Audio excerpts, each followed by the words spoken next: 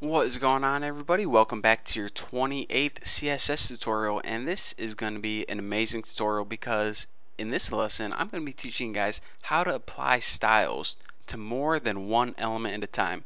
Because before we had to take each element and apply one style at a time, and it took a lot of time, and I'm just way too lazy for that. So I'm going to teach you guys how to save some time, and also we're going to be learning something else if I don't run out of time in this video. So the first thing we need is just go ahead and add some normal text on your web page, not up there, down here in your body.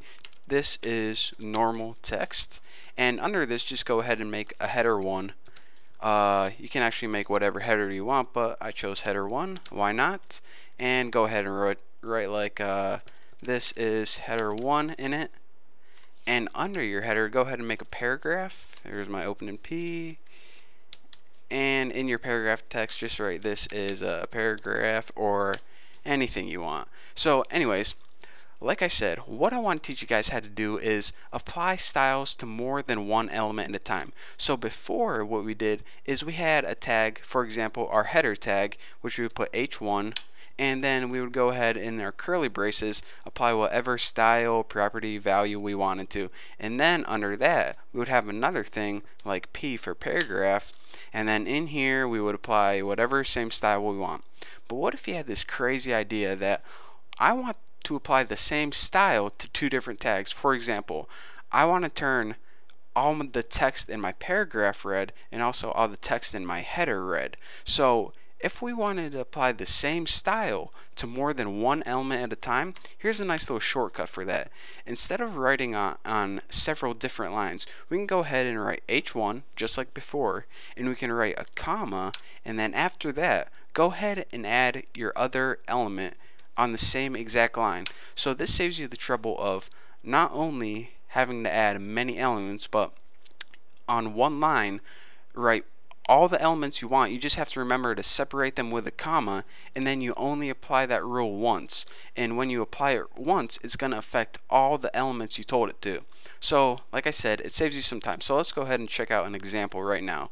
If we go ahead and take the property color, set it equal to red or something simple, something that shows up good, and go ahead and save that. Now check it out.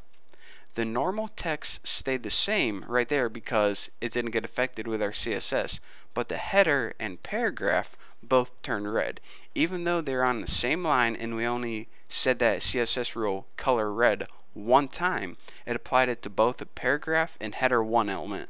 So again, like you can see, this saves you a whole lot of time whenever you're applying the same style to many different elements. And I did it with 2 elements in this example, but you can do it with 3, 4, 5, however many you want.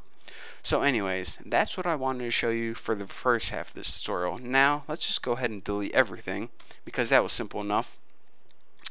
What I want to show you guys now is something called span. Now, before I taught you guys how to apply styles to entire elements, for example, in the lesson I just showed you, how would you apply the style to an entire header, or how would you apply a style to an entire paragraph? But say for example you have a paragraph. Let me go ahead and make one real quick on your screen like this, and there's a bunch of text in it. Let me just type some stuff. This is my first para and I love carrots and apple pie. So you have this wonderful paragraph on your screen, and this website's looking pretty good so far, but you get this crazy idea that maybe you want to apply a CSS property to, maybe just a couple words. Well, we know that we can't apply it to the paragraph or it's going to affect everything. So how do we solve that problem? Well, what XHTML did, or the wonderful people who made it, they invented a special XHTML tag, and it's called span. S-P-A-N. And whenever we want to affect just a group or a block of text, what we need to do is we need to surround that text with our span tag. So let me go ahead and surround like I love carrots with a special span tags. Now this is a double tag, so it has an opening and closing span, and let me go ahead and end it right here, span. And now you're saying, alright Bucky, so how do I actually apply a CSS rule to this? Well, again, just like any other element, just go ahead and type the element name, which is span, up here. And I'm not just making this word up. You can't like write your name and put it in here and expect it to work. Span is actually a built-in thing, so you know, don't go making up words on me.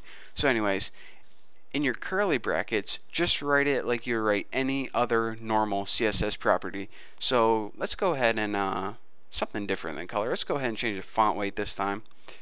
Let's change this to bold, and also might as well change the color to change it to green.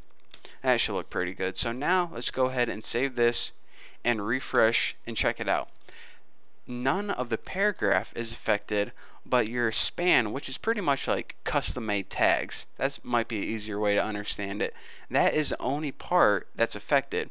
So if you ever come across this problem where you want to apply a CSS rule but you don't want to affect the whole tag, you can insert these custom span tags, and then only the text that's in between those tags is going to be affected.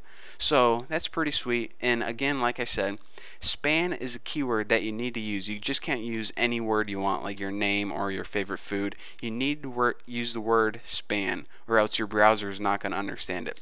So anyways, that's all I have for you guys for this tutorial. So thank you for watching, and don't forget to check out my next lesson.